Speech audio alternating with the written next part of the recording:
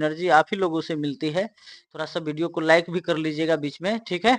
आगे की ओर बढ़े तो आज के प्रश्न आपको अध्याय 2 का तीसरा सेट है, जो उच्च स्तर से क्या कहिए बनाया गया है, और आपकी टाइमिंग चल रही है, और प्रत्येक सेकेंड के उपरांत आपको जो 15 सेकेंड का गैपिंग है, इसके उपरांत आपको उत्तर देना है। देख लीजिए, आज मैं आपको प्रश्न फर्स्ट में कह रहा है, विष के दांत कहानी का सामाजिक संदर्भ किस विसंगति पर चोट करता है। पहला उत्तर ही आपको एकदम से हाई थिंकिंग मतलब जो ऑप्शन की ओर ले जा रहा है, मध्य वर्गीय अंतर विरोधों और झूठी शान शौकत पर, ठीक है। ऑप्शन नंबर बी सही हो रहा है। अगले प्रश्न की ओर चले, और आपको यह टाइमिंग शुरू हो रहा है। सेन साहब की 5 लड़कियां कहानी में किसका प्रतीक बनकर उभरती है, बताइए। A number, B number, C number, D number, क्या होगा आंसर। मशीन के निकालने से पहले आप लोग अपना अपना उत्तर इसमें कमेंट बॉक्स में करते चलिए। आधुनिक शिक्षा का, विद्रोह का, मूक और दंपति, यानी कि देख लीजिए, ये आपको ऑप्शन सी दे रहा है, और कुछ बच्चे टाइप मतलब अपने आंसर को बदल रहे हैं। आपको पहले से कॉन्फिडेंस रखना है, ठीक है। और देख लीजिए, आपको 2 नंबर का उत्तर सी ऑप्शन हो रहा है, मूक और ये दमित ये परवरिश का, कठपुतलियों का, ठीक है। ये प्रश्न नंबर 3 में चले, खोखा का अपवाद होना किस सामाजिक सत्य को उद्घाटित करता है, और यह आपको टाइमिंग चलता हुआ नजर आ रहा है। क्या टाइमिंग दिख रहा है सभी लोगों को?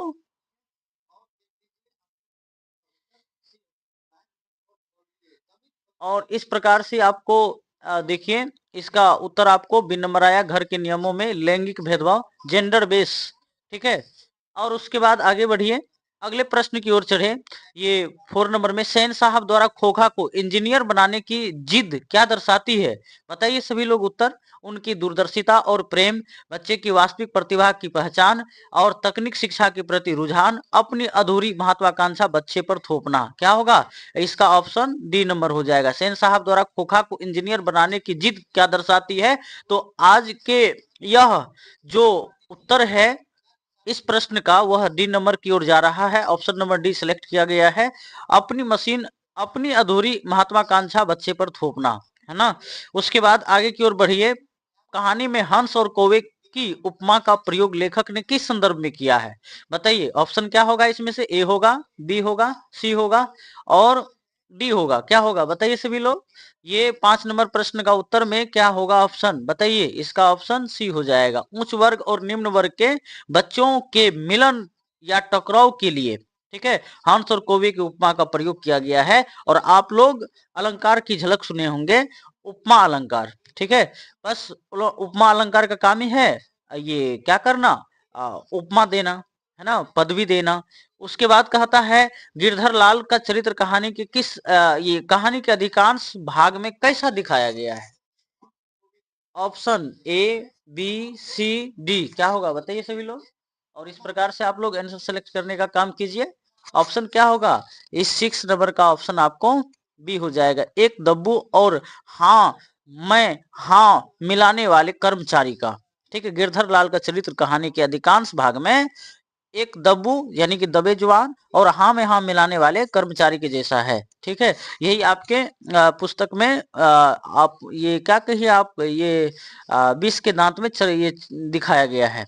और अगले प्रश्न की ओर बढ़े, अंत में गिरधर लाल द्वारा मदन को गले लगाना किस मानसिक परिवर्तन का संकेत है, सभी लोग उत्तर को सिलेक्ट कीजिए, जल्दी जल्दी सिलेक्ट कीजिए।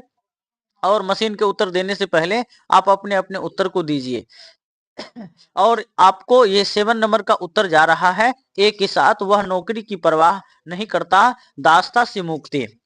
अगले प्रश्न की ओर बढ़े, 8 नंबर का, मदन द्वारा कासू के दांत तोड़ना मनोवैज्ञानिक रूप क्या है, मनोवैज्ञानिक रूप से ये क्या है, एक साधारण बाल क्रीड़ा है, मदन की आपराधिक प्रवृत्ति है, शोषक वर्ग के अहंकार पर शोषित का प्रहार है, सोफर से बदला,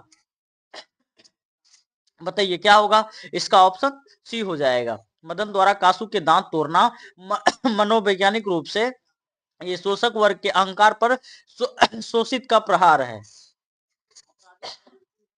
शोषित मतलब शोषक जिसका शोषण किया है उसे शोषित कहते हैं, ठीक है। और उसका करारा प्रहार शोषक वर्ग के ऊपर पड़ा है। मनोवैज्ञानिक रूप से यही उत्तर है इनका, ऑप्शन नंबर सी। क्या आप लोगों को प्रश्न की क्वालिटी या स्तर आपको पता चल रहा है? आज प्रश्न का स्तर ही ऐसा रखा गया है, आपको हायर थिंकिंग बेस है।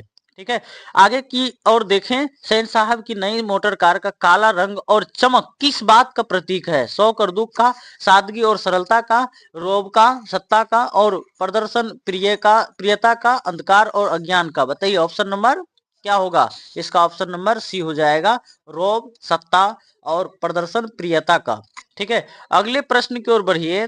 क्वेश्चन नंबर 10 में लेखक ने सेन साहब के दोस्तों जैसे पत्रकार महोदय के माध्यम से किस पर व्यंग किया है? शिक्षा व्यवस्था पर, राजनीति पर, मीडिया की शक्ति पर, ये चाटकारिता और झूठी प्रशंसा की संस्कृति पर। क्या होगा? ऑप्शन नंबर इसका डी हो जाएगा, चाटुकारिता और झूठी प्रशंसा की संस्कृति पर। ऑप्शन नंबर ये डी सिलेक्ट हुआ, ये 10 का उत्तर। अगले प्रश्न की ओर बढ़े।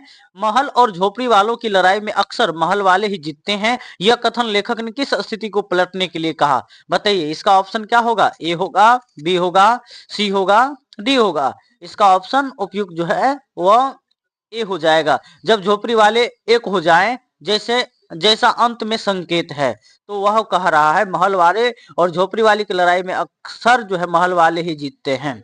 आगे की ओर बढ़िए। मदन की मां का सोफर से उलझना क्या दर्शाता है? उसका झगड़ालू होना, सेन साहब का अपमान, अपने बच्चे के प्रति स्वाभाविक मातृ सुलभ सुरक्षा भाव, उसकी मूर्खता। बताइए ऑप्शन क्या होगा इसका? और इसका ऑप्शन निकल के आ रहा है आपको सी, अपने बच्चे के प्रति स्वाभाविक मातृ सुलभ सुरक्षा भाव।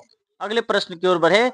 सेन साहब की धर्म पत्नी की प्रतिक्रियाओं से उनके व्यक्तित्व के बारे में क्या पता चलता है? वे बहुत कठोर और अनुशासित थी, वे आधुनिक विचारों की थी, वे मदन को बहुत प्यार करती थी, वे पति की इच्छाओं के आगे विवश और मूक थी, सहमत होते हुए भी वह अपनी आवाज या ये क्या कहिए जुबान को दबाई हुई थी। ऑप्शन नंबर डी हो जाएगा। सेन साहब की धर्मपत्नी की प्रतिक्रियाओं से उनके व्यक्तित्व के बारे में कहता है, वे पति की इच्छाओं के आगे विवश थी, मूक थी, अपनी जबान को दबा के रखती थी, सहमत न होते हुए भी वह सहमति व्यक्त व्यवस्था पूर्वक करती थी। अगले प्रश्न की ओर बढ़िए। 20 के दांत शीर्षक कहानी के अंत में किस घटना से चरितार्थ होता है? बताइए किस घटना से चरितार्थ होता है? सोफर की पिटाई से, कार की शीशे टूटने से, मदन द्वारा कांस के अहंकार रूपी दांत तोड़ने से, गिरधर की नौकरी जाने से। क्या होगा? ऑप्शन नंबर इसका सी हो जाएगा, मदन द्वारा ये कासू के अहंकार रूपी दांत तोड़ने से।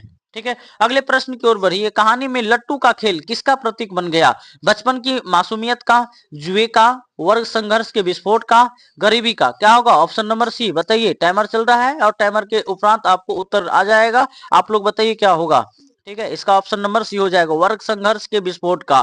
ठीक है, उसके बाद चलिए आगे। आपको 16 नंबर में सेन साहब की लड़कियों को क्या नहीं करना चाहिए कि तालीम थी, क्या यह क्या दर्शाता है? उन्हें बहुत सभ्य बनाया गया था, उनकी स्वतंत्रता का दमन किया गया था, वे बहुत शरारती थी, वे लड़के जैसी थी। क्या होगा? इसका ऑप्शन बी हो जाएगा, उनकी स्वतंत्रता का दमन किया गया था, मतलब दबा दिया गया था। ठीक है, उसके बाद देखिए। पत्रकार महोदय का अपने बेटे के बारे में जेंटलमैन बनाना कहना सेन साहब के इंजीनियर बनाने के मुकाबले कैसा लगता है? ज्यादा व्यवहारिक और मानवीय, बहुत मूर्खतापूर्ण, असंभव, अहंकारी। क्या लगता है? बताइए उत्तर। इसका उत्तर हो जाएगा ए नंबर, ज्यादा व्यवहारिक और मानवीय।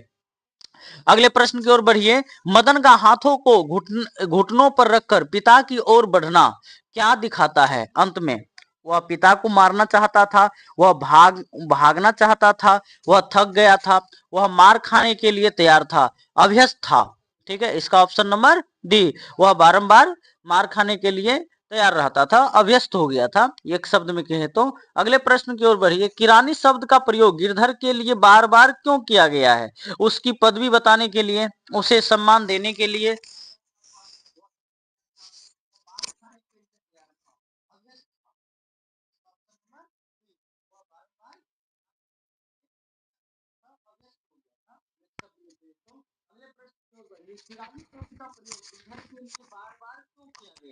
उसकी पदवी बताने के लिए, उसे सम्मान देने के लिए। चलिए आगे की ओर बढ़े। ये आपको 19 का ऑप्शन आपको सी हो जाएगा, उसकी औकात और सीमित दायरे को रेखांकित करने के लिए किरानी शब्द का प्रयोग बारंबार किया गया, उसकी औकात और सीमित दायरे को रेखांकित करने के लिए। आगे बढ़िए, कहता है सेन साहब द्वारा कासू की शरारतों को इंजीनियरिंग के लक्षण बताना किस मनोवैज्ञानिक ग्रंथि का उदाहरण है? वैज्ञानिक दृष्टिकोण, हाँ, पुत्र मोह में अवगुण को गुण समझना, निष्पक्षता, निराशा, क्या होगा बताइए उत्तर? इसका ऑप्शन हो जाएगा आपको बी, पुत्र मोह में अवगुण को गुण समझना। ठीक है, आगे प्रश्न की ओर बढ़े। मदन का व्यक्तित्व कासू के व्यक्तित्व से किस प्रकार भिन्न है? मदन अमीर है, कासू गरीब है। ठीक है, मदन डरपोक है, कासू निडर है। मदन में स्वाभिमान और साहस है, कासू में हठ और अहंकार है। दोनों एक जैसे हैं, क्या होगा बताइए आप लोग इसका उत्तर? ये 21 का उत्तर आपको हो जाएगा सी नंबर। मदन में स्वाभिमान और साहस है, कासू में हठ और अहंकार है। आगे की ओर बढ़िए। अगले प्रश्न में कहानी में सोफर किसका प्रतिनिधित्व करता है? बताइए इसका ऑप्शन क्या होगा? इसका ऑप्शन यानी कि ए नंबर यानी कि न्याय का, विद्रोह का, शांति का, मालिक के आदेश पर गरीबों को दबाने वाले सत्ता के उपकरण का। कहानी में सोफर यानी कि कहानी में सोफर जो है किसका प्रतिनिधित्व करता है? मालिक के आदेश पर गरीबों को दबाने वालों सत्ता के उपकरण का ये प्रतिनिधित्व करता है। कौन? सोफर। सोफर यानी ड्राइवर। आगे की ओर चलिए। गिरधर लाल का अंत में हंसना किस बात की जीत है? उसे नई नौकरी मिल गई, सेन साहब बर्बाद हो गए, वह पागल हो गया था, उसने अपने बेटे के साहस को स्वीकार कर लिया, नैतिक जीत, क्या होगा बताइए इसका ऑप्शन क्या होगा? ये आपको इसका ऑप्शन डी हो जाएगा। गिरधर लाल का अंत में हंसना, उसने अपने बेटे के साहस को स्वीकार कर लिया, मतलब नैतिक जीत, नैतिकता यानी कि जीत के कारण वह उस पर हंसना, यही उसी की ओर ये क्या कहिए आपको संकेत करता है। खोखा के चरित्र में अपवाद शब्द का प्रयोग लेखक ने किस उद्देश्य से किया है? उसकी प्रशंसा करने के लिए, उसे भगवान का अवतार बताने के लिए, सामाजिक नियमों और घर के अनुशासन के दोहरे मापदंड को उजागर करने के लिए, उसे बीमार बताने के लिए, क्या होगा? इसका ऑप्शन नंबर सी हो जाएगा। खोखा के चरित्र में अपवाद शब्द का प्रयोग लेखक ने सामाजिक नियमों और घर के अनुशासन के दोहरे मापदंड का उजागर करने के लिए किया है। अगले प्रश्न की ओर बढ़े। कहानी की भाषा शैली में किस भाषा के शब्दों का पुट मिश्रण मिलता है? बताइए, केवल संस्कृति का, केवल अंग्रेजी का, देशज और तद्भव शब्दों के साथ मुहावरेदार भाषा का, केवल उर्दू का, क्या होगा? अब बताइए इसका ऑप्शन क्या होगा? और इसका ऑप्शन हो जाएगा सी, देशज और तद्भव शब्दों के साथ मुहावरेदार भाषा का।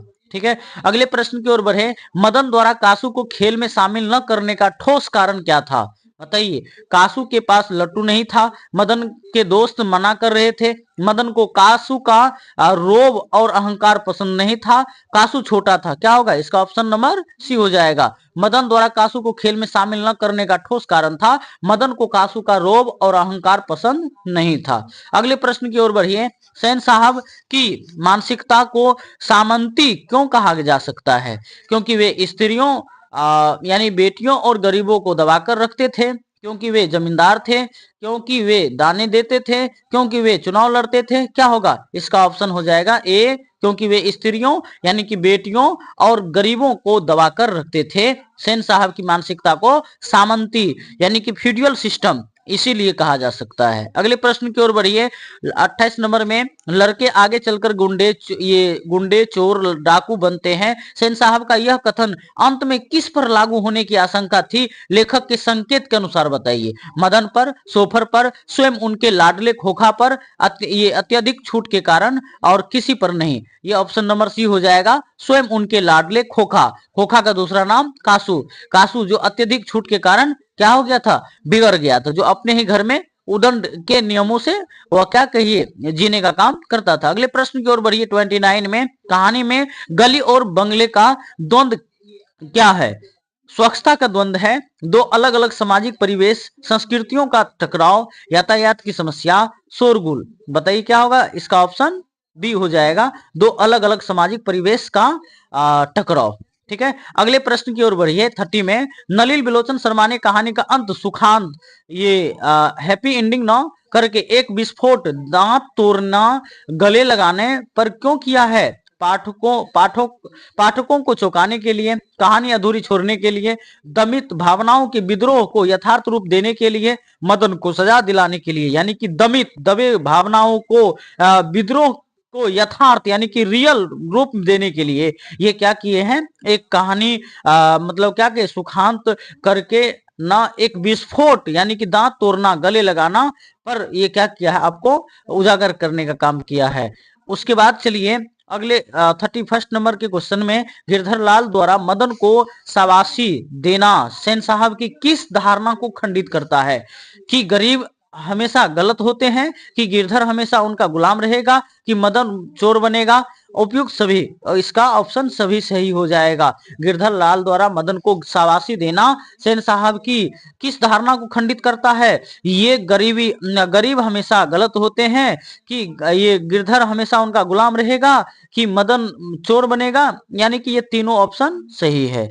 उसके बाद चलिए कहता आलो सोफाली रजनी आदि का व्यक्तित्व कहानी में गौण क्यों रखा गया है, क्योंकि लेखक उन्हें पसंद नहीं करते, क्योंकि वे कहानी में थी ही नहीं, क्योंकि वे विदेश में थी। उसके बाद पितृसत्तात्मक समाज में लड़कियों की उपेक्षा को दर्शाने के लिए, डी नंबर। और ये कौन है, ये लड़कियां, जिन 5 लड़कियों में से 3 का नाम आया है। अगले प्रश्न की ओर बढ़िए, कौओं की जमात में शामिल होने के लिए हंस ललक गया, यहाँ ललक शब्द क्या दर्शाता है, कासू की भूख, कासू का गुस्सा, कासू की ये नैसर्गिक बाल सुलभ इच्छा जो वर्ग भेद नहीं जानती, कासू की मूर्खता। यानी कि ऑप्शन नंबर तीनों में उपयुक्त जो है, चारों में ये सी नंबर है। अगले प्रश्न की ओर बढ़िए, सेन साहब की कार को हाथ न लगाने देना क्या सिद्ध करता है, कार बहुत नाजुक थी, कार में करंट था, भौतिक वस्तुओं का मूल्य मानवीय संवेदनाओं से अधिक समझा जाना, ये बच्चे गंदे थे। क्या होगा, ऑप्शन नंबर सी हो जाएगा, भौतिक वस्तुओं का मूल्य मानवीय संवेदनाओं से अधिक समझा जाना। ठीक है, सेन साहब की कार को हाथ लगाने देना क्या सिद्ध करता है, तो भौतिक वस्तु जो भौतिक रूप से यानी कि जो बनाई हुई वस्तु है उसका मूल्य कहीं मानवीय संवेदनाओं से अधिक वह समझ लिए थे। ठीक है, अगले प्रश्न की ओर बढ़िए, मदन के आवारागर्द दोस्तों के साथ रहने का क्या सकारात्मक पक्ष दिखा, उसने चोरी सीखी, उसमें संगठन और अन्याय से लड़ने की शक्ति आई, वह पढ़ाई भूल गया, वह बीमार हो गया। क्या होगा ऑप्शन नंबर, बताइए सभी लोग उत्तर देते चलिए, क्या होगा इसका उत्तर बताइए। इसका उत्तर हो जाएगा आपको सी, उसमें संगठन और अन्याय से लड़ने की शक्ति आई। मदन के आवारागर्द दोस्तों के साथ रहने का क्या सकारात्मक पक्ष दिखा, क्योंकि उसमें संगठन और अन्याय से लड़ने की शक्ति आई, यही क्या कही सकारात्मक पक्ष मदन के अंदर दिखा। अगले प्रश्न में बढ़े, तुम्हारे बेटे ने मेरी कार की शीशा तोड़ दिया, सेन साहब की यह शिकायत गिरधर से क्या चाहती थी, हर्जना पैसे, कार की मरम्मत, गिरधर द्वारा अपने बेटे का दमन और प्रताड़ना, माफी। क्या होगा, मतलब गिरधर द्वारा अपने बेटे का दमन यानी कि उसको दबा देना और उसको प्रताड़ित करना, ठीक है, मानसिक शोषण करना, यही दर्शाता है।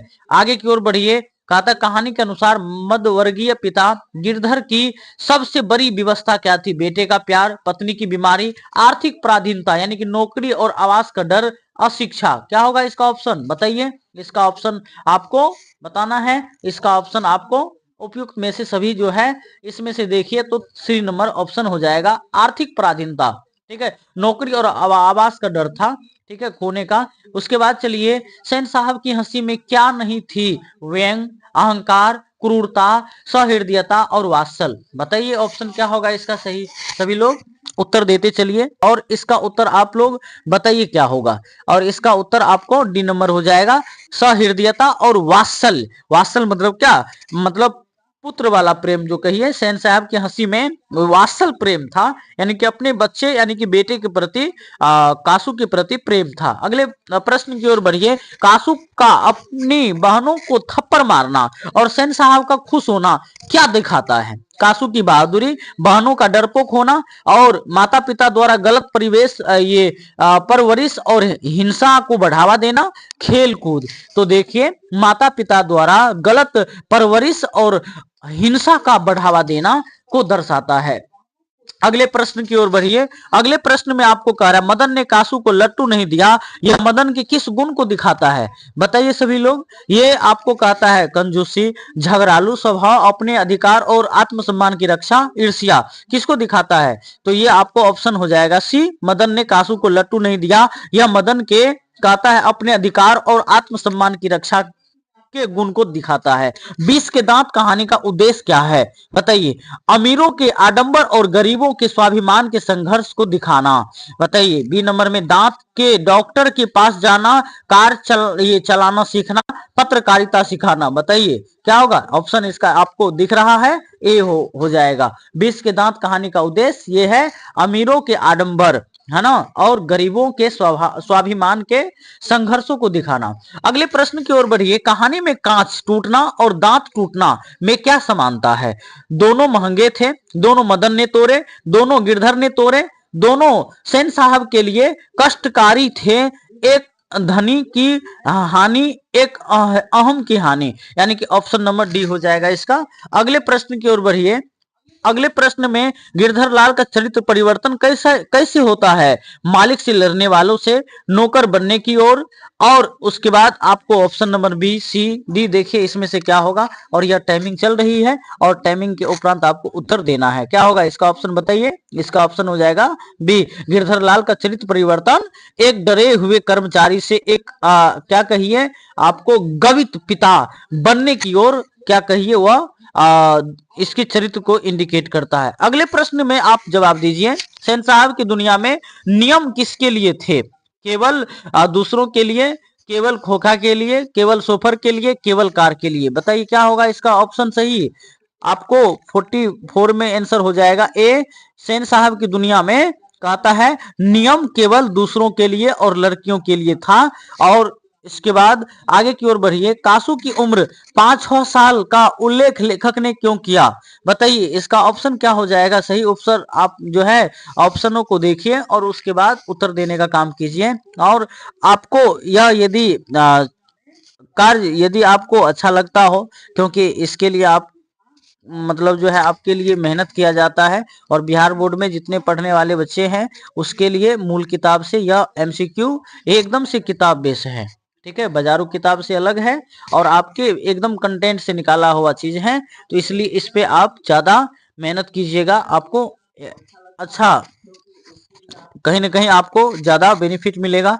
अगले प्रश्न की ओर देखें तो आपको 45 यानी कि कासू में आपको बी नंबर ऑप्शन हो जाएगा। अगले प्रश्न की ओर बढ़िए। हड्डी और मांस की लड़ाई में लेखक का झुकाव किस ओर है। हड्डी यानी कि अमीर की ओर, तटस्थ, मांस यानी कि गरीब आम आदमी की ओर, किसी की ओर नहीं। बताइए इसका ऑप्शन आपको क्या होगा। सही उत्तर बताइए क्या होगा और सभी लोग उत्तर देते रहिए। और इस प्रकार से आज का ये प्रश्न 46 नंबर हम लोग अब जो है इस सेट के अंत की ओर हैं। तो आप लोग एकदम से अपनी एनर्जी बनाए रखें और इसमें आपको ऑप्शन नंबर सी हो जाएगा। अगले प्रश्न की ओर बढ़ें। अगले प्रश्न में आपको ये 47 नंबर के प्रश्न में कहानी के अंत में मदन का रुदन यानी कि रोना क्यों थम गया। कहता उसे चॉकलेट मिल गई थी, वह सो गया था, सेन साहब ने माफ कर दिया, उसे पिता की मार के बदले स्नेह मिला, अप्रत्याशित अब मतलब व्यवहार, यानी कि ऑप्शन नंबर डी हो जाएगा। और चॉकलेट के कारण तो नहीं हुआ था, वह सो तो यानी कि सो तो नहीं गया था, सेन साहब ने माफ कर दिया था, ऐसा तो नहीं हुआ था। मतलब पिता की मार के बदले स्नेह मिला था, अप्रत्याशित व्यवहार था। कहता है कि 48 प्रश्न में सेन साहब का सोफर कहानी में किस वर्ग का प्रतीक है। मध्य उच्च वर्ग का, मध्यम वर्ग का, शोषित वर्ग का जो सत्ता के साथ मिलकर अपने ही वर्ग को दबाता है, पुलिस का। क्या होगा इसका ऑप्शन सी हो जाएगा। शोषित वर्ग का जो सत्ता के साथ मिलकर अपने ही वर्ग को दबाने का काम करता है। अगले प्रश्न की ओर बढ़िए। यदि मदन कासू को न पीटता तो कहानी का अंत क्या होता। बताइए। वही होता जो हमेशा होता आया है, गरीब का दमन। ठीक है, मदन को इनाम मिलता, सेन साहब खुश हो जाते, गिरधर की तरक्की होती। क्या होता इसका मतलब ये है वही होता जो हमेशा होता आया है, गरीबों का दमन, गरीबों को दबा देना। यदि आपको यह क्लास अच्छी लगती हो तो एक बार वीडियो को लाइक कर लीजिएगा और अपने दोस्तों में शेयर कर लीजिएगा और अगले दिन से और भी सहपाठियों को जोड़ने का काम कीजिएगा। इससे हमें और भी मोटिवेशन मिलेगा और कक्षाएं आपको निरंतर इसी प्रकार से मिलती रहेगी और भी इससे बेहतर बेहतर कक्षाएं आपको देखने को मिलेगा। केवल आपको बिहार बोर्ड ही नहीं, अगले 11th 12th में जाने के उपरांत भी आपको कक्षाएं संचालित की जाएगी।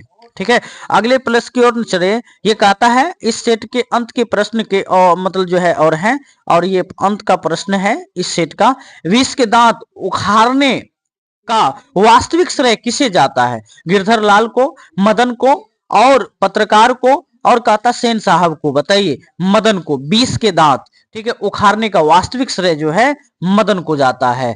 तो बताइए बच्चे कमेंट करके आपका प्रश्न कितना सही रहा, और आपको क्या इस प्रकार का मेहनत अच्छा लगता है, तो आप कमेंट बॉक्स में लिखिए और आप हमें मोटिवेट कीजिए, क्योंकि आपको इस प्रकार से सेट बनाना कहीं ना कहीं हमारे द्वारा आपके लाभ के लिए ही है। तो आप इसका भरपूर लाभ उठाएंगे ऐसा आशा करते हैं। तो बताइए अब आप आगे की कक्षाएं और अगले सेट कर लें या अगले दिन के लिए कक्षाएं रखें? बताइए कमेंट करके सभी लोग आप। सेट बनाना कहीं ना कहीं हमारे द्वारा आपके लाभ के लिए ही है। तो आप इसका भरपूर लाभ उठाएंगे ऐसा आशा करते हैं। तो बताइए अब आप आगे की कक्षाएं और अगले सेट कर लें या अगले दिन के लिए कक्षाएं रखें? बताइए कमेंट करके सभी लोग।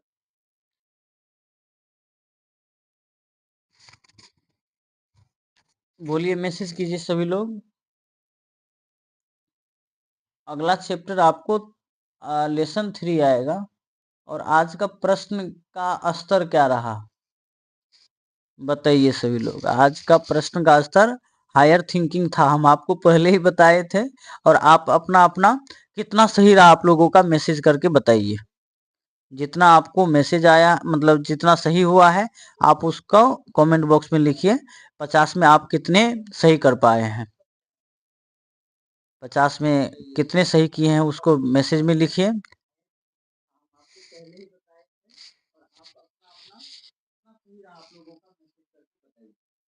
अपना अपना स्कोर बताइए,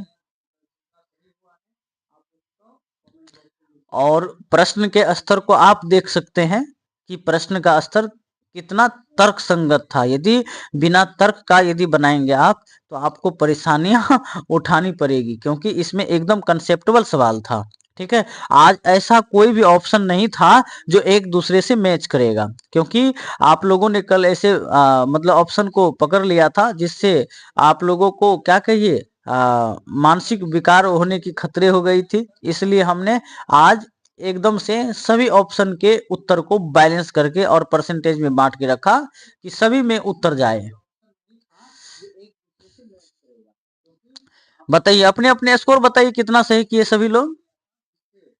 क्या आपको इस मतलब जो अध्याय से जो एमसीक्यू मिला आप लोग कितने स्कोर कर पाए? जल्दी जल्दी बताइए, और अगले सेट करें या नहीं करें उसके लिए भी बताइए। सेट तैयार है, और अगले लेसन का कंप्लीट सेट तैयार है, 150 सवाल और है। ठीक है, बताइए और 50 कर लें या अगले दिन के लिए रखें, क्योंकि रात्रि भी हो रहा है।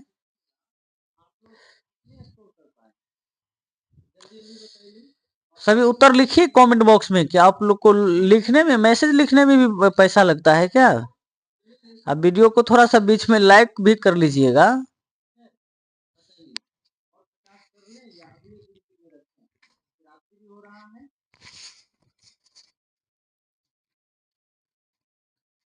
मैसेज कीजिए सभी लोग। केवल मुख दर्शक बन के नहीं रहना है, आपको लाभ नहीं मिलेगा। आप अपने दिमाग को और जो है उंगली को थोड़ा सा कष्ट दीजिए, तब जाकर के इसका आपको बेनिफिट मिलने वाला है। ठीक है, तो बताइए सभी लोग, बताइए क्या करें, आज की कक्षाएं यहीं रखें या आगे बढ़ावें? सभी लोग उत्तर दीजिए।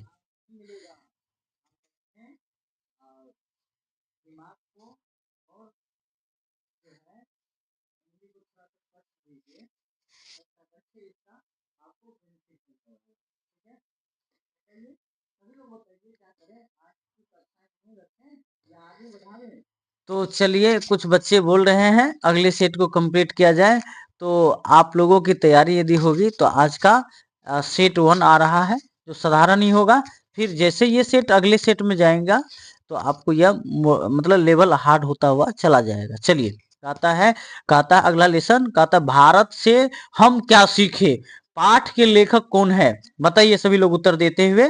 मशीन के उत्तर देने से पहले आप लोगों का उत्तर आ जाना चाहिए। ठीक है, मशीन के उत्तर देने से पहले आप लोगों का उत्तर आ जाना चाहिए। सभी लोग उत्तर नहीं दे रहे हैं जी, बताइए सभी लोग उत्तर दीजिए। सभी लोग स्कोर भी नहीं बताए, क्या आप लोगों का स्कोर सही नहीं रहा?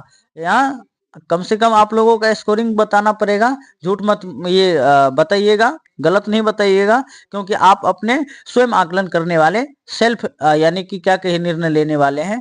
ठीक है, उसके बाद देखिए आपको कहता है भारत से हम क्या सीखे, पाठ के लेखक जो है यानी कि फ्रेडरिक मैक्स मूलर है। ठीक है, और ये आगे आपको चलिए कहता है मैक्स मूलर का जन्म कब हुआ था और आपको बताना है, और यह टाइमिंग चल रही है और 15 सेकेंड के उपरांत आपको यह उत्तर दिख जाएगा। उससे पहले आप अपना उत्तर मैसेज कमेंट बॉक्स में मैसेज लिख करके बता दीजिए और बताते रहिएगा। और आप जो है केवल मूक दर्शक बन के मत रहिएगा, अन्यथा मैं बारंबार बोल रहा हूं आपको फायदा नहीं मिलेगा। आप अपना उत्तर दीजिए, मैसेज टाइप करके उत्तर देते रहिए, समझ गए? इससे आपको क्या होगा, नींद नहीं आएगी और आपको एकदम से याद होता हुआ भी रहेगा, मतलब रिवीजन होगा। ठीक है, बताइए मैक्स मूलर का जन्म कब हुआ था? तो इसका मशीन उत्तर दे दिया, ये 6 दिसंबर 1823 को। अगले प्रश्न की ओर बढ़िए, मैक्स मूलर का जन्म कहाँ हुआ था? और उत्तर दीजिए आप सभी लोग टाइप करके, और इसका उत्तर आप लोग थोड़ा जल्दी जल्दी दीजिएगा। और इस उत्तर में आपको ए नंबर होगा, बी नंबर होगा, ये सी नंबर होगा, डी नंबर होगा। क्या होगा, थोड़ा जल्दी जल्दी उत्तर बताने का काम कीजिए। यानी कि जर्मनी में इसका जन्म हुआ था, डेसाऊ में। ठीक है, अगले प्रश्न की ओर बढ़िए। अगले प्रश्न की ओर कहता है आपको मैक्स मूलर के पिता का नाम क्या था? Frederick Muller, John Muller. ठीक है, ये आपको विहिलम मूलर, हेनरिक मूलर। क्या होगा उत्तर, सभी लोग बताइए और टाइप करते रहिए। सभी लोग उत्तर नहीं दे रहे हैं, सभी लोग उत्तर को टाइप कीजिए, समझ गए? और जितना आप टाइप करेंगे, जितने गहराई से प्रश्न को पढ़ेंगे, आपके क्या कहिए फायदा में ही रहेगा। आपको कोई यह गलत असर नहीं करेगा, आपको हितकारी ही साबित होगा। इसलिए बच्चे सभी लोग यदि जगह हैं तो कम से कम इसका भरपूर लाभ लेते रहें। आगे की ओर आपको इसका प्रश्न का उत्तर, आपको मैक्स मूलर के पिता का नाम क्या था? तो इसके पिता का नाम विलहेल्म मूलर। ठीक है, याद रखिएगा मैक्स मूलर के पिता का नाम विलहेल्म मूलर था। अगले प्रश्न की ओर बढ़िए, मैक्स मूलर के पिता पेशे से क्या थे, क्या रोजगार करते थे, यानी कि क्या वो करते थे? बताइए, राजनीति थे, सैनिक थे, चित्रकार थे, महाकवि थे, क्या थे? बताइए सभी लोग, इसका उत्तर क्या होगा? इसका उत्तर डी हो जाएगा, महाकवि थे। अगले प्रश्न की ओर बढ़िए, कहता जब मैक्स मूलर 4 वर्ष के थे तब उनके साथ क्या हुआ था? बताइए इसका उत्तर क्या होगा? ए नंबर होगा, बी नंबर होगा, ये सी नंबर होगा, डी नंबर क्या होगा? क्या होगा बताइए सभी लोग, उत्तर टाइप करते रहिए और बताते रहिए। अगले प्रश्न की ओर जाने से पहले आप इसके उत्तर देख पा रहे हैं। उनके पिता का निधन हो गया था जब मैक्स मूलर 4 वर्ष के थे, तो वह जो है उनके पिता का साया उनके ऊपर से उठ गया था। उसके बाद देखिए मैक्स मूलर ने किस विश्वविद्यालय से शिक्षा प्राप्त की? बताइए, कहता है कैम्ब्रिज विश्वविद्यालय, उसके बाद कहता है लिपजिंग विश्वविद्यालय, ऑक्सफोर्ड विश्वविद्यालय, हार्वर्ड विश्वविद्यालय। किससे किया था? बताइए सभी लोग उत्तर दीजिए। सभी लोग क्या होगा, इसका उत्तर बी नंबर हो जाएगा। ठीक है, लिपजिंग विश्वविद्यालय से।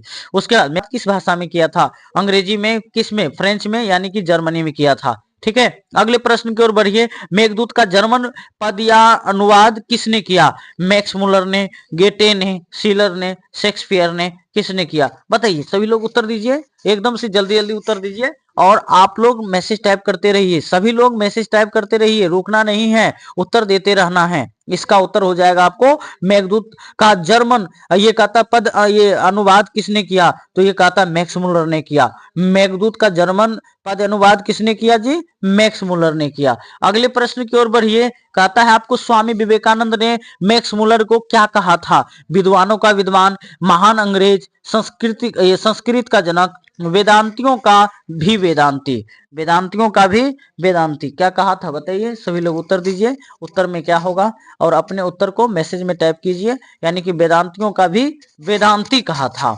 ठीक है, मैक्स मूलर यानी कि स्वामी विवेकानंद ने मैक्स मूलर को वेदांतियों का भी वेदांती कहा था। उसके बाद चलिए, कहता रानी विक्टोरिया ने मैक्स मूलर को कौन सी उपाधि दी थी? Lord, night, sir, Rai Bahadur, किसका दिया था? बताइए उत्तर दीजिए सभी लोग, और इसका उत्तर आपको क्या होगा, यानी कि 11 नंबर का उत्तर क्या होगा। सभी लोग टाइप करते रहिए, मैं बारंबार बोल रहा हूं, इसका बेनिफिट आपको तब मिलेगा जब आप एकदम ईमानदारी से इसके प्रति समर्पित रहेंगे, ठीक है, और अपनी पढ़ाई को कंप्लीट करके आएंगे, तभी जाकर के बेनिफिट मिलेगा। अन्यथा इस एमसीक्यू का प्रैक्टिस सेट का कोई बेनिफिट मिलने वाला नहीं है।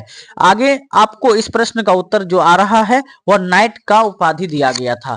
अगले प्रश्न की ओर बढ़िए, कहता मैक्स मुलर का निधन कब हुआ था, बताइए सभी लोग। इसका उत्तर क्या होगा, ए होगा, बी होगा, सी होगा, डी होगा, यानी कि 12 नंबर का उत्तर दीजिए सभी लोग, क्या होगा।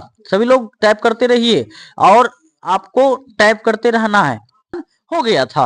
अगले प्रश्न की ओर बढ़िए, भारत से हम क्या सीखे, पाठ गद्य की कौन सी विधा है, निबंध है, भाषण है, यानी कि आलेख है, कहानी है, यात्रा वृत्तांत है, क्या होगा इसका ऑप्शन बताइए। इसका उत्तर हो जाएगा आपको भाषण, आलेख है ये, भारत से हम क्या सीखे, यह भाषण है।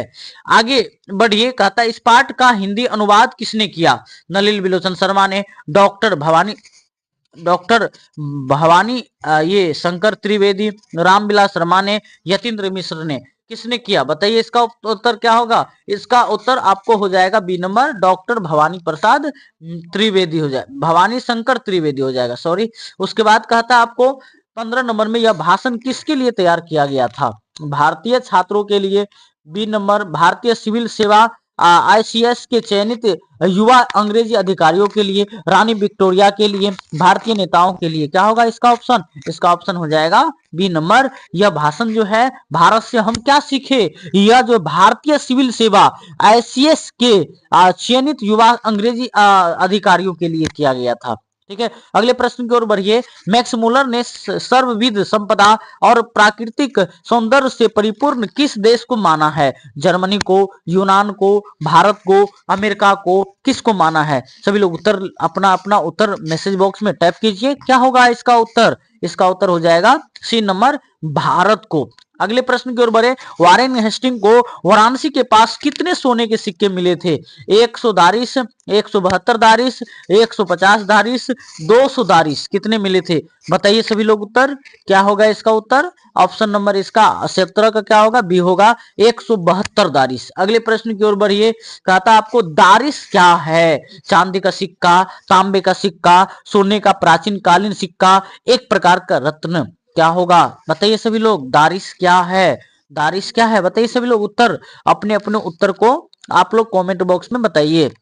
ये आपको सोने का प्राचीन कालीन सिक्का है जिसे दारिश कहा गया था, ठीक है। अगले प्रश्न की ओर बढ़िए, वारेन हेस्टिंग ने वे सिक्के किसे भेजे थे, मतलब दारिश नामक सिक्का जो है किसे भेजा था, अपने परिवार को, भारत सरकार को, ईस्ट इंडिया कंपनी के निदेशक मंडल को, गरीबों को। इसका ऑप्शन क्या होगा, ए बी सी डी में से क्या होगा, C number, East India Company के निदेशक मंडल को।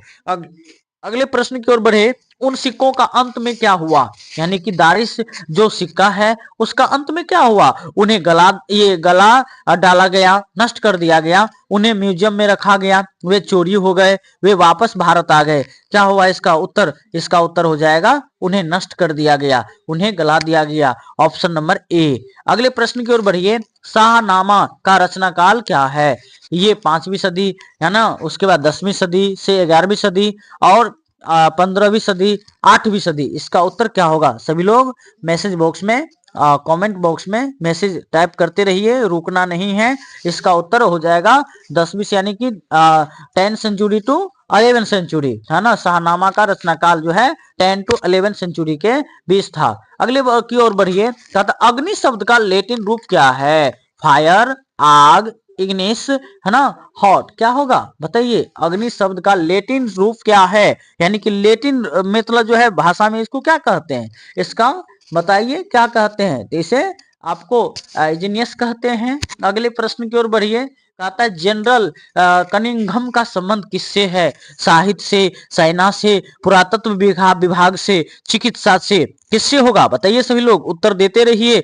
जनरल कनिंघम का संबंध किससे है, साहित्य से, सेना से, पुरातत्व विभाग से, चिकित्सा से, इसका उत्तर हो जाएगा आपको पुरातत्व विभाग से। जनरल कनिंघम का संबंध जो है पुरातात्विक विभाग से है। अगले प्रश्न की ओर बढ़िए, भारत कहां बसता है, बताइए लेखक के अनुसार, शहरों में, महलों में, गांवों में, किताबों में। इसका option number A, B, C, D type कीजिए आप लोग। टाइमिंग से पहले आप लोग ये अपने अपने प्रश्न को बताइए। अगले प्रश्न का उत्तर सी नंबर, गांव में भारत बसता है। कहता प्लेटो और कांट किस देश के महान दार्शनिक थे? भारत के, चीन के, यूनान और जर्मनी यानी कि यूरोप देश के, अमेरिका के। क्या होगा इसका ऑप्शन बताइए। इसका ऑप्शन क्या होगा? यानी कि इसका ऑप्शन हो जाएगा आपको ये सी नंबर, यूनान और जर्मनी यानी कि यूरोपीय देश के ये दार्शनिक थे। आगे की ओर देखिए, कहता मैक्स मुलर ने किस भाषा को सबसे प्राचीन माना है? लैटिन को, संस्कृत को, ग्रीक को, अरबी को। बताइए इन चारों ऑप्शन में से क्या ऑप्शन सही होगा? सभी लोग उत्तर में अपने उत्तर को टाइप करते रहिए, रोकना नहीं है, आप लोगों को उत्तर देते रहना है, सभी लोगों को उत्तर देना है। एक भी बच्चे बिना उत्तर का ये टाइप किए यदि मुख दर्शक बने हुए तो इसका कोई लाभ मिलने वाला नहीं है, इसलिए सभी बच्चे उत्तर देते रहें। और इस प्रकार से इसका उत्तर आपको हो जाएगा संस्कृत, यानी कि मैक्स मुलर ने संस्कृत भाषा को सबसे प्राचीन माना है। और वैदिक संस्कृत और लौकिक संस्कृत जो क्या कहिए 15वीं यानी कि 1500 बीसी से लेकर के ये आपको 1500 बीसी से लेकर के 500 बीसी यानी कि वैदिक काल के बारे में बता रहा है। ठीक है, उसके बाद कहता सर विलियम्स जोन्स ने भारत की यात्रा कब की थी? 1783 में, 1800 ईस्वी में, 1750 में, 1857 में। कब किए थे बताइए। आपको 27 नंबर का प्रश्न का उत्तर क्या होगा? उपयुक्त यानी कि ऑप्शनों में से आप सही उत्तर को दीजिए। और इसका जो है सर विलियम जोन्स ने भारत की यात्रा 1783 ईस्वी में यानी कि ऑप्शन नंबर ए है इसका सही उत्तर। उसके बाद सर विलियम जोन्स भारत आते समय कहां खड़े होकर भाव विहोर हो गए थे? हिमालय की चोटी पर, ताजमहल के सामने, डेक यानी कि जहाज के डेक पर, सागर में, लाल किले पर। कहां पर बताइए? मतलब भाव विहोर मतलब क्या? उसके प्रति नर्म हो गए थे। डेक पर, जहाज के डेक पर, सागर में ही इस प्रकार से वह भाव विहोर हो गए थे। मुंडा किस देश की जनजाति है? जनजाति मतलब वो जो एक प्रकार की जाति है जो क्या कहिए शेड्यूल ट्राइब्स है ना, एसटी है ना, या शेड्यूल ये कास्ट है, ऐसे ही जातियां हैं। कहता ऑप्शन ए हो जाएगा, बी हो जाएगा, सी हो जाएगा, डी हो जाएगा, यानी कि ऑप्शन नंबर सी भारत की मुंडा जाति जो है ना ये भारत की ही जनजाति है। आगे की ओर बढ़िए, कहता है चूहा शब्द किस भाषा से समानता रखता है? संस्कृत के, मूस से, ग्रीक, लेटिन, उपयुक्त सभी। किससे रखता है बताइए सभी लोग उत्तर। अपने अपने उत्तर को कमेंट बॉक्स में उत्तर को टाइप करते रहिए, है ना। और जितना है आपको 2-3 बार भी टाइप करते रहिए और इससे आपको ज्यादा क्या कहिए बेनिफिट मिलेगा। मतलब इसका उत्तर हो जाएगा आपको उपयुक्त में से सभी। चूहा यानी कि माउस जो है ना शब्द जो है ना ये संस्कृत के मूस शब्द, ग्रीक शब्द, लेटिन ये उपयुक्त सभी में से क्या रखता है? समानता रखता है। आगे भारत की प्राचीनतम भाषा कौन सी है? हिंदी है, पाली है, प्राकृत है, संस्कृत है। तो देख लीजिए आपको मैं इसका एक क्रम बता रहा हूं। मतलब वैदिक संस्कृत, लौकिक संस्कृत, इसके बाद आता है आपको पाली, प्राकृत।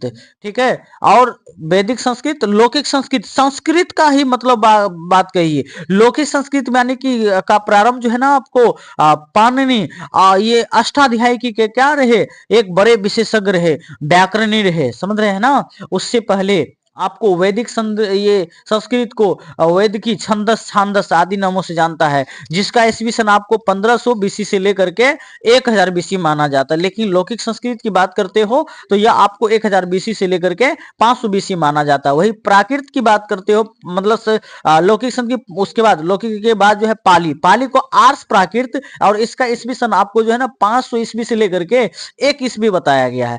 पाली के बाद प्राकृत आता है जो क्या कहिए आपको प्राकृत का 1 ईस्वी से लेकर के और ये आपको 500 ईस्वी तक माना जाता है इसका ईस्वी सन। और उसके बाद प्राकृत, पाली प्राकृत के बाद जो है अपभ्रंश आता है। अपभ्रंश यानी कि ये आपको 500 से लेकर के 1000 के बीच, और आपको अपभ्रंश के बाद हिंदी है जो वर्तमान में कह रहे हैं। ये आधुनिक भारतीय भाषा है जो राजकीय भाषा है, राष्ट्रीय भाषा अभी तक बन नहीं पाई है। और इसका जो है आपको राजकीय भाषा कब घोषित हुआ? 14 सितंबर 1949 को हुआ था। और ये भारतीय संविधान के अनुसूची 8 में इसका वर्णन किया गया है।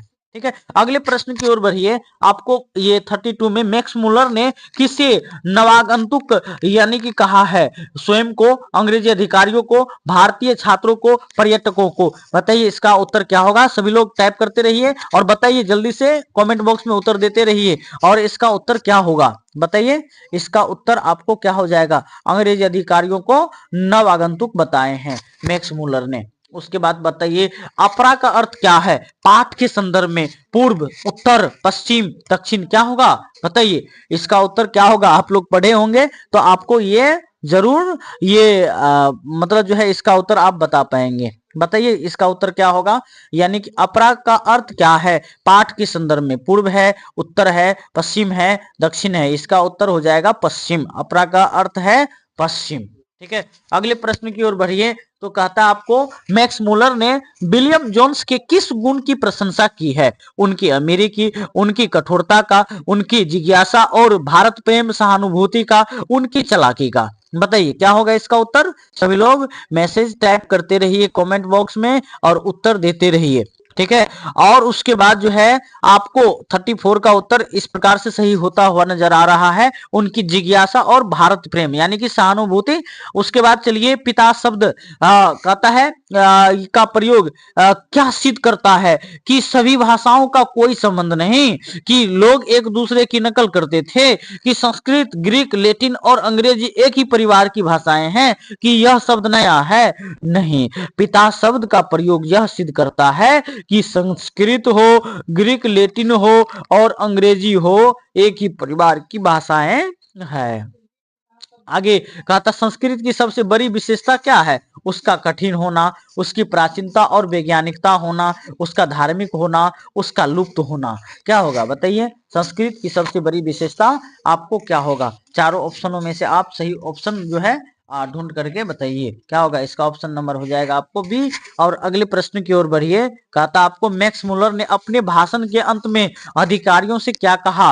आप भारत जाकर उब जाएंगे, जल्दी वापस आ जाना, है ना। आपका भारत प्रवास आपके लिए शिक्षाप्रद और आनंददायी होगा। हाँ, वहां गर्मी बहुत है, यानी कि आपका भारत प्रवास आपके लिए शिक्षाप्रद और आनंददायी होगा। मैक्स मुलर ने अपने भाषण के अंत में अधिकारियों के लिए कहा जाइए भारत, और भारत में जाकर के वहां के आनंद का लाभ उठाइए, और वह भी आनंद जो आपको एक शिक्षा देगा। आगे की ओर बढ़िए। भारत यानी कि सच्चा भारत वह नहीं जो किताबों में है। हाँ, बी नंबर में कह रहा जो अपनी समस्याओं का हल अपने प्राचीन ज्ञान में खोजता है। सी नंबर में कह रहा विदेशियों ने चित्रित किया है, हाँ, यानी कि हाथी सपेरों का देश जो गरीब है। ऑप्शन नंबर सी, विदेशियों ने चित्रित किया है क्या? हाथी सपेरों का देश। सच्चा भारत वह नहीं जो विदेशियों ने चित्रित किया है। नहीं जी, ये गलत है। अब मतलब जो आपको सी नंबर, विदेशियों ने चित्रित किया है कि जाओ भारत देखो, भारत क्या हाथी सपेरों का देश है ना। सर्प मालाओं से घूमने वाले लोग रहते हैं। उसके बाद कहता है आपको 39 में ये आपको कि मैक्स मुलर ने किस चीज को नया और ताजा बताया है? अंग्रेजी अखबार को, भारतीय साहित्य और विचार को, भले ही वह पुराना क्यों ना हो, जर्मनी मशीन को और अमेरिकी खोजों को। यानी कि मैक्स मुलर ने ये कहता है भारतीय साहित्य और विचार को क्या नया और ताजा बताया है। उसके बाद बताया गया है अगले प्रश्न में प्लूटो का दर्शन भारत के सामने कैसा लगता है?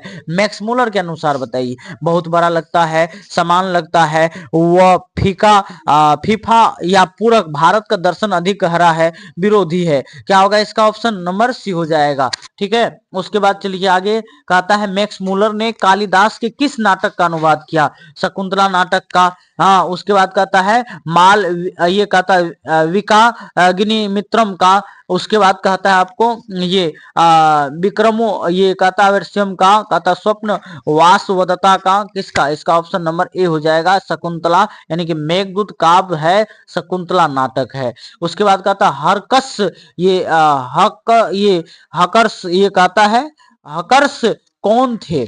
ये भूग गर्भ शास्त्री थे, वनस्पति वैज्ञानिक थे, इतिहासकार थे, राजनेता थे। आप लोग उत्तर लगता है लिखते लिखते थक गए हैं, और आप लोग नहीं को थकना नहीं है, आप लोग को उत्तर देते रहना है। और आप जो है अपनी सूझबूझ के साथ इस प्रश्न सब का जो लेवल देख करके उत्तर देने का काम कीजिए। और यह प्रश्न का उत्तर देने का मतलब ये है आपकी तैयारी अच्छी चल रही है। और आपको यह उत्तर मतलब क्या कहिए, ये हरकस का कहने का मतलब वनस्पति वैज्ञानिक थे।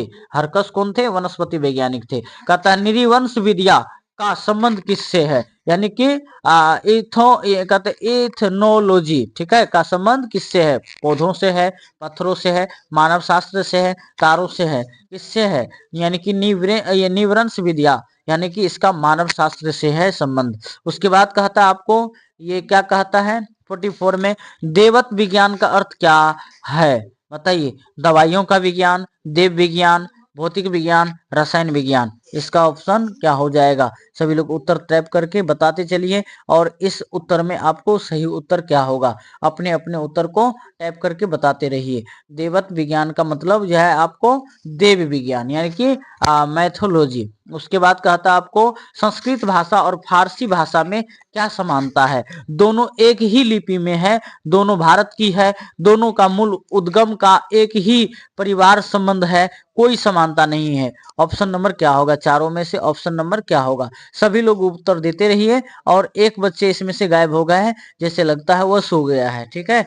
और कहता जो सो गया सो क्या कहिए, जो सोएगा सो खोएगा।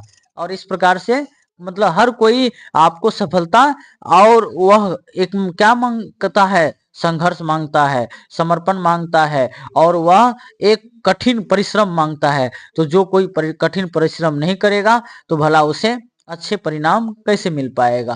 तो इसका ऑप्शन नंबर 45 का सी हो जाएगा। दोनों का मूल उद्गम एक ही है, यानी कि पारिवारिक संबंध। संस्कृत भाषा और फारसी भाषा में क्या समानता है? यानी कि दोनों का मूल उद्गम, दोनों का जो उद्गम हुआ है वह एक ही परिवार के ये मतलब जो है वंश से हुआ है। कहता है यदि आप 46 नंबर में भूगर्भ शास्त्री हैं तो आपको कहाँ जाना चाहिए? सहारा रेगिस्तान, ठीक है। और उसके बाद कहता है हिमालय से श्रीलंका तक और अंटार्कटिका यूरोप, क्या होगा बताइए? इसका ऑप्शन नंबर बी हो जाएगा, हिमालय से श्रीलंका तक जाना चाहिए यदि आप भूगर्भ शास्त्री हैं तो। अगले प्रश्न की ओर देखें। कहता कहता ओसबोर्न, कहता ओसबोर्न क्या था? बताइए। एक जहाज था, एक विश्वविद्यालय था, रानी विक्टोरिया का महल था, कहता एक शहर था, क्या था? बताइए सभी लोग, इसका ऑप्शन क्या होगा? उत्तर टाइप करके आप लोग बताते रहिए। इसका उत्तर टाइप करके बताते रहिए क्या होगा? इसका उत्तर हो जाएगा सी, रानी विक्टोरिया का महल, यानी कि ग्राम, ठीक है। अगले आगे की ओर बढ़िए। हितोपदेश का जर्मन अनुवाद होने के बाद क्या हुआ? हितोपदेश का जर्मन अनुवाद होने के बाद क्या हुआ? यूरोप के लोगों को भारतीय ज्ञान का पता चला, मैक्स मुलर को सजा मिली, किताब जल गया, किसी ने नहीं पढ़ा, क्या होगा उत्तर? बताइए सभी लोग टाइप करके। और इसका उत्तर आ रहा है आपको ए नंबर, यूरोप के लोगों को भारतीय ज्ञान का पता चल गया था। हितोपदेश का मतलब ये जर्मन का अनुवाद होने के बाद यही हुआ। आगे की ओर देखिए। इंडो जर्मन यानी कि भारतीय भाषा परिवार की सबसे पुरानी भाषा कौन सी है? जर्मन है, अंग्रेजी है, संस्कृत है, रशियन है, क्या होगा? इंडो जर्मन भाषा परिवार की सबसे पुरानी भाषा जर्मन है, अंग्रेजी है, यानी कि संस्कृत है। Option number C. अगले प्रश्न और आज का यह सेट का अंत प्रश्न, ठीक है, अंतिम प्रश्न। कहता है ब्राह्मण या कहता नमाज जैसे शब्दों का मूल मतलब कहाँ खोजा जा सकता है? मूल के बारे में बोल रहा है कि इसका मूल कहाँ खोजा जा सकता है? कहता है संस्कृत की धातु कहता है बह और कहता नमस आदि में खोजा जा सकता है, यानी कि ब्राह्मण जो है वह ब धातु से आया है और नमाज जो है वह नमस धातु से आया है, ठीक है। और आज का यह प्रश्न आपको इस अध्याय का खत्म हुआ, ठीक है। और अगले प्रश्न का सेट जो है अगले दिन की कक्षाओं में करेंगे। आप लोग तैयारी करके आइएगा। और आपको यह अध्याय 3 का ये आपको सेट 1 था जो लॉ लेवल का था, कल आपको इस अध्याय का प्रश्न हायर थिंकिंग बेस होगा। और आपको देख रहे थे कितने ये तार्किक क्वेश्चन था, इससे ज्यादा आपको प्रश्न ज्यादा तार्किक और आपको विश्लेषणात्मक प्रश्न आएगा। इसलिए आप लोग कल की तैयारी के साथ आप लोग आएंगे, अन्यथा आपको इस एमसीक्यू प्रैक्टिस सेट का कोई लाभ मिलने वाला नहीं है। और अपने सहपाठियों की भी जोड़िए ताकि बच्चे को लाभ मिले। और तो ठीक है, गुड नाइट। और आज की कक्षाएं को यहीं अंत करते हैं। यदि आपको यह कक्षाएं अच्छा लगा हो तो लाइक करते हुए ही जाइएगा, और ये चैनल को सब्सक्राइब नहीं किए हैं तो सब्सक्राइब कर लीजिएगा, और अपने दोस्तों के साथ ये वीडियो को थोड़ा शेयर भी कर लीजिएगा। ठीक है, good night, all the best.